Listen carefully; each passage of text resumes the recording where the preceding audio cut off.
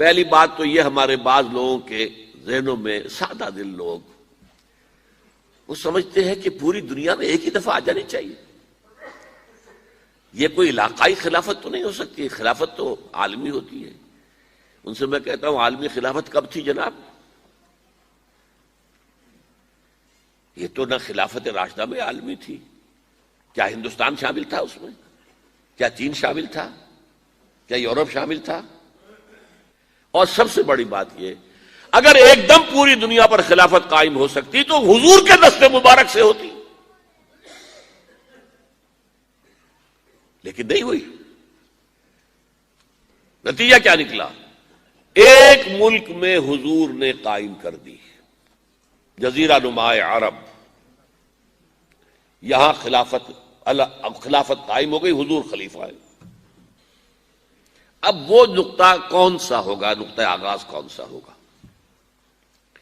اس میں پہلی بات تو میں نے کہا جو شک کرے گا اس کا پھر ایمان مشکوک ہے.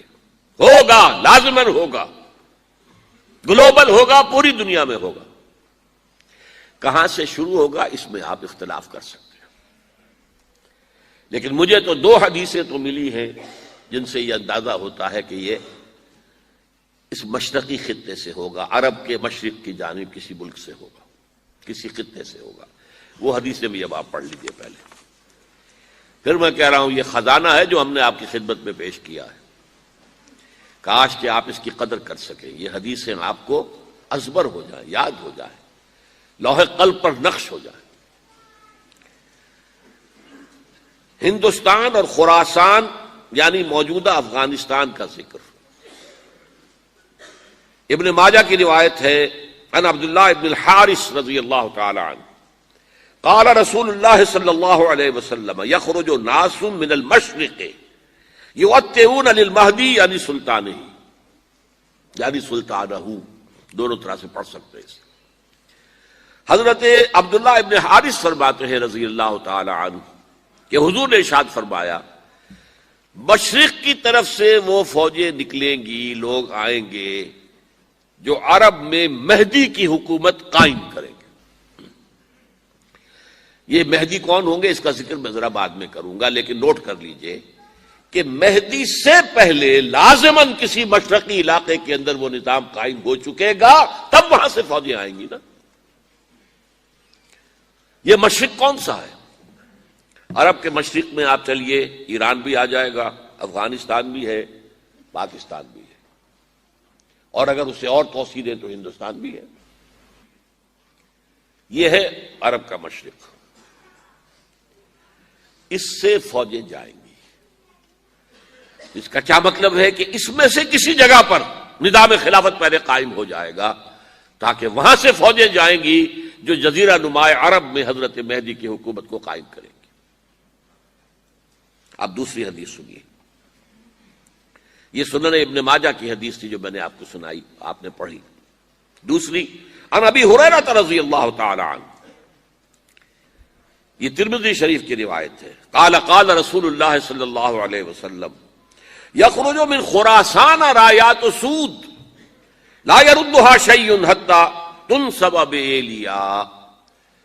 خراسان کے علاقے سے سیاہ جھنڈے لے کر فوجیں آئیں گی، ان کا رخ کوئی موڑ نہیں سکے گا، ان کو پیچھے پھیر نہیں سکیں گے کوئی بھی، یہاں تک کہ وہ یروشلم میں جا کر جھنڈے نصب کر دیں گے. ایلیا حضور کے زمانے میں یروشلم کو کہتے تھے. یہ یروشلم تھا جب حضرت سلیمان کی حکومت تھی اور یہاں پر معبد سلیمانی، ہیکل سلیمانی قائم ہوا.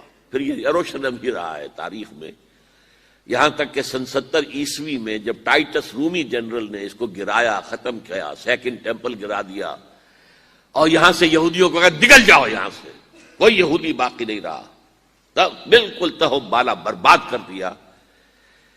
اس کے کوئی 150 سال بعد ہیڈریان، رومن ایمپرر ہیڈریان، اس نے پھر دوبارہ آباد کیا اس شہر کو. 150 سال تک یہ بالکل بنجر اور بالکل غیر آباد پڑا تھا. اب ہیڈریان نے جب آباد کیا تو اس کا نام ایلیا رکھا، اب یروشلم نام نہیں تھا.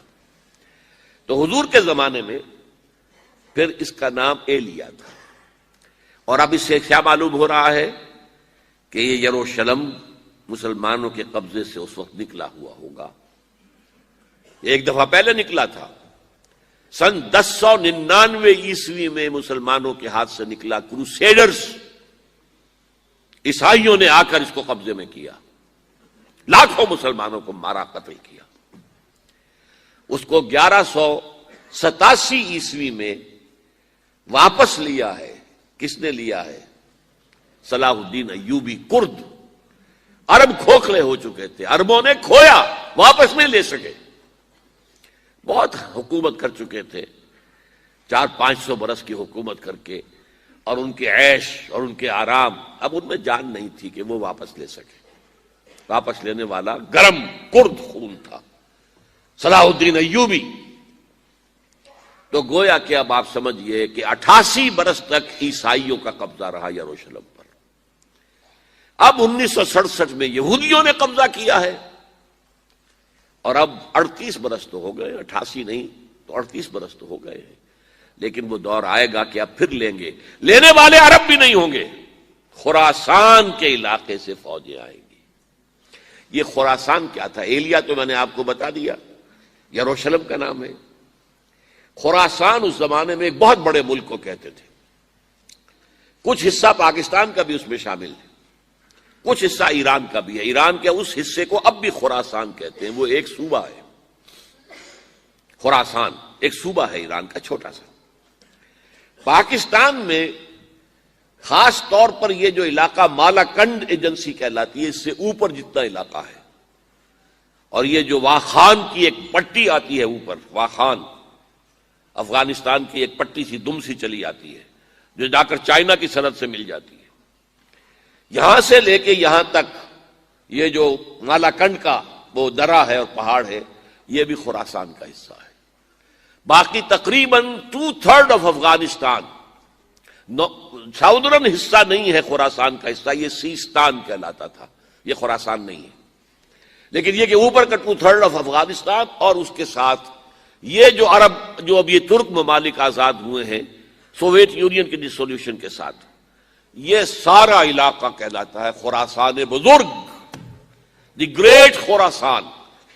ایک مرتبہ ایک یہاں کا جو کاؤنسلیٹ ایران کا، وہ آئے تھے میرے پاس، ان کے ایک اہم آدمی، ان سے میں نے پوچھا خراسان، تو پہلے تو ان کا خراسان ہمارا ایک صوبہ ہے۔ میں نے کہا نہیں مجھے خراسان، او خراسان بزرگ، وہ جو آپ دی گریٹر خراسان کی بات کر رہے ہیں، وہ یہ تھا۔